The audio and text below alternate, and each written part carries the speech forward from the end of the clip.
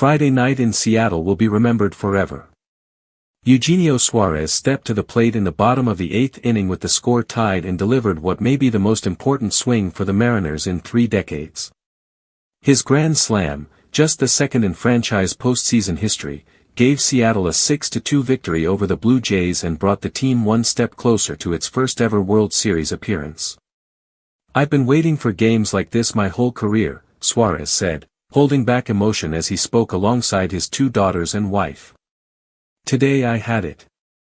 Today I had it in front of our crowd, in front of my family. The moment is very special right now." Seattle has flirted with the Fall Classic before.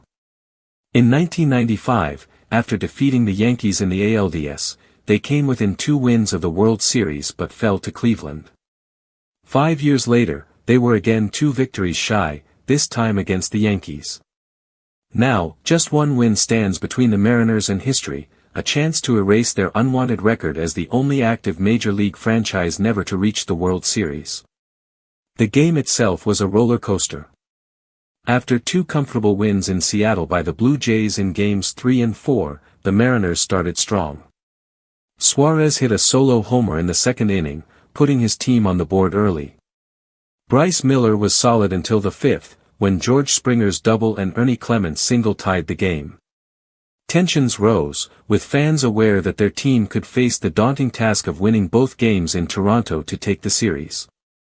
Raleigh reignited hope in dramatic fashion with a towering fly ball in the 8th that hung in the air for 6.7 seconds before clearing the left field wall.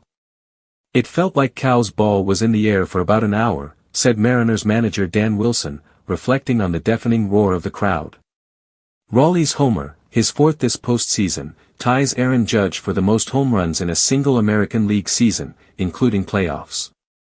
It was also Seattle's first game-tying or go-ahead homer in the 8th inning or later of a playoff game since Brett Boone in 2001.